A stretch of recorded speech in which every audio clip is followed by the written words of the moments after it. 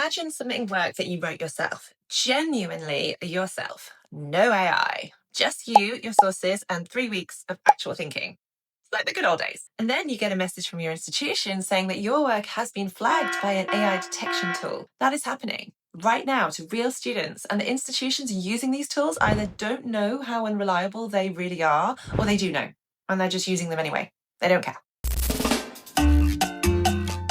This video is about what is actually going on with AI detection, why it's catching innocent people, and what you need to do about it, whether you've used AI or you haven't. Now, you might think that this matters only if you've been using AI in ways that you shouldn't.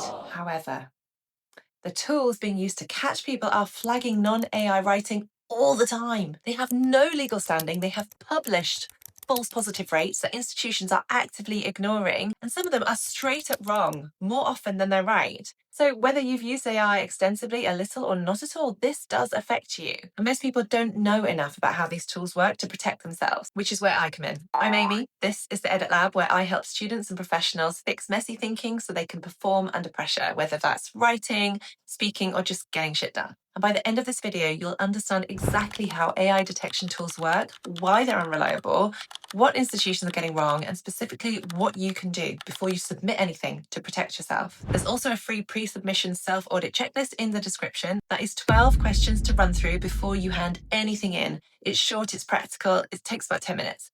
More on that at the end. And if you haven't grabbed the Defensible Work prompt pack from video 1 yet, that link is in the description too. It's worth having a go before you go any further in this series. Right, let's start with what these tools are actually doing, because it's not what most people think. Most AI detection tools work by measuring two things: perplexity, how surprising the word choices are, and burstiness. It's a great word, but that's how much the sentence length varies. AI tends to produce low perplexity text. So that's really predictable word choices, really smooth, really even sentences, everything flowing really neatly from one point to the next. Human writing tends to have much higher perplexity, so more surprising word choices, a mix of long and short sentences, odd phrasing, kind of thing that happens when a real person is actually thinking on the page. So far, so logical, except here's where it breaks down. If you're a clear, precise writer, so if you've been trained to write clearly and precisely, as most academic writers have, I include myself in that, your perplexity scores are naturally low. You make really predictable word choices because it's just how you've learned to write. Your sentences are even because you've been told that they should be. Because if you write in a way that's not even, for me, it just feels weird. It sounds wrong. It's just not how I write. Therefore, you write like someone who knows what they're doing. I write like someone who knows what I'm doing most of the time. Because go figure. But the AI tools being used by universities read that as a machine. We're not machines. This is happening right now across the board. And here's the proof. A 2023 Stanford study found that AI detection tools systematically flag non-native English speakers at a much higher rate than native English speakers. Is that because careful, grammatically correct writing in a second language reads as low perplexity to the tool? Possibly. It might also be because non-native English speakers are actually more likely to use AI assistants in the first place, because their academic English it's genuinely harder when, obviously, English isn't your first language. That makes sense. That is also very much a possibility. It's probably both of those things. The point isn't which explanation is right. The point is that the tool can't tell the difference between them. And institutions are treating a flag as a verdict of cheating regardless. And the fact that the tool can't tell the difference, that is not a bug that they're working on. It's a feature of how these tools are built. They are calibrated against a very specific kind of writing as the baseline for human. So messy, really idiomatic, just native speaker. The kind of writing that comes naturally when English is the language that you think in, that you argue in, you dream in. That is what the tool is looking for. Everything else, careful, structured, precise, second language academic writing, sits in the danger zone. And it's not because it was written by AI, although it could be, but because it doesn't match the profile of the human writing that the tool was trained to recognize. It's a really complex issue at the moment, and one that these tools and universities are all grappling with and are trying to untangle. But essentially, it doesn't really matter because it just means that so many people are getting flagged when they're completely innocent. In fact, the published false positive rates for the most widely used tools sit between 4 and 9% on their own benchmarks, which sounds, pretty small until you remember that universities are using these tools on thousands of submissions. So a 4% false positive rate, I mean, in reality, that is a truckload of real people.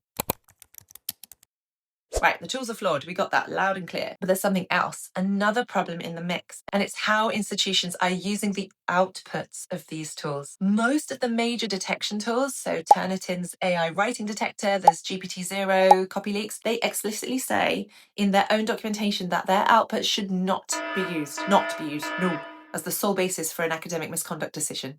They say this in writing on their own websites. But institutions, yeah, well, they're just ignoring that guidance. Not all of them, sure, but enough of them. What is happening in practice is that a flag from a detection tool is being treated as evidence of wrongdoing, when the tool's own creators say it really shouldn't be. Students are being asked to prove a negative, to prove they didn't use AI, which is almost an impossible task if you don't have a paper trail of your process. And that's what the video 1 in this series is about. It's highly useful. It covers the draft trail, the voice audit, the examiner test. Those things aren't just there to help you defend your thinking, they're documentation. They're the paper trail. That means you have something to point to if you're ever in that room having to defend your work. So if you haven't watched that video yet, the link's above, check it out, and I'd do that now before you go any further. Okay, so all this scaremongering, thanks very much, Amy. What can you do about it? Nothing. No, I'm joking, obviously. I'm just gonna leave you in a lurch. Oh, fool. There are 4 things that I think that you could be doing, are worth doing before you submit anything right now. Firstly, keep your process really visible. So that means, it's a bit like the draft audit trail, but also just and some. Drafts, notes, reading lists, annotated sources, transcripts from supervisor meetings that you might have had that you can record on your phone or on Notion. All of that stuff, the messier the better. Put it all into one massive whacking great file. Keep it for the rest of your course. Because if your submission is ever questioned, that right there, that's your evidence that the thinking happened incrementally over time by you. AI doesn't leave a trail like that.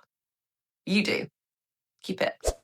2, know your own writing patterns. If you write clearly and precisely, if you've always been told that your writing is clean, it's academic, it's really sophisticated, yeah, you might be at higher risk of a false positive than someone whose style is naturally more, let's say, idiosyncratic. Just messy.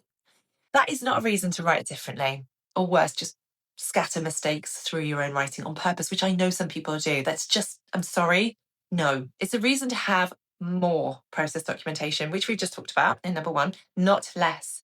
And of course, your supervisors, they will know your writing style. They will know your work. If you've always written like that, that is not a reason to change just because of AI detection tools going mental. Just write how you've always written, keep your documentation, you'll be fine. 3, read your institution's academic integrity policy properly. That means not the summary, the actual policy. Specifically, we want to know what it says about AI assisted work. What does it say about how AI detection tools are used in that institution? And also, really importantly, what is the appeals process if you are flagged? Most students, I've never read this. And I get it, it's just boring. But you should, especially now. But if you open it and you find like it reads like it was written by a lawyer for other lawyers, which let's be honest, most of them do, there's a prompt in the description. You can just pop into ChatGPT or Claude or something that will decode the policy for you in about 30 seconds. No gatekeeping, just the prompt pasted below. Okay, it's yours.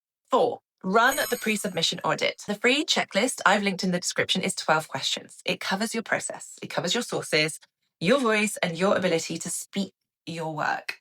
It takes 10 minutes of your time, okay? And no, it's not a guarantee of anything, but you should know what you're handing in at a minimum. This download, it helps you to know. I want to get real here because the situation with AI detection tools is 100% unfair. I mean, the tools are imperfect. The guidance from the tool's own creators is routinely being ignored. And students, especially students who write carefully, or those who are writing academic English in a second language, they are carrying more risk than they really should be. Just so frustrating. And I wouldn't blame you for being angry about it. I'm angry about it. But how, having to prepare to defend work that you might have wholeheartedly produced on your own steam. You might think that you're not going to be affected by this. I would, fine. You can think that if you like, but it's likely that you will be, and it's more likely than you think. So okay, whilst you as an individual student might not be able to fix a flawed system like this, because this is the system that we've got at the moment, what you can fix is your own preparation. As we've talked about, that's the paper trail, the process, the ability to walk into any conversation about your work and talk about it clearly. And it isn't just about proving that you didn't cheat. It's about being the kind of thinker who can stand behind their work and talk about it. It actually makes you a more interesting person, a more well-rounded person. I'd want you at a dinner party or a boardroom if you can do that kind of thing. Those two things are actually connected. Call me crazy, but the best protection against being wrongly accused and also safeguarding a future career is doing the actual work. I know that's not a popular sentiment right now. It's the truth. Who knew? So before you submit any work, use my free pre-submission self-audit checklist linked in the description. It's 12 questions and 10 minutes. Seriously, why would you not? And if you're currently sitting on something thinking, I have no idea if I could defend this, go and watch video 1 in this series if you haven't already. That's where we start fixing it and get the free prompt pack from video 1 at the same time. Next in the series, how to actually use AI at the drafting stage without losing your argument. Subscribe if you want it, but for now, that is all for this week. I'm Amy from the Edit Lab.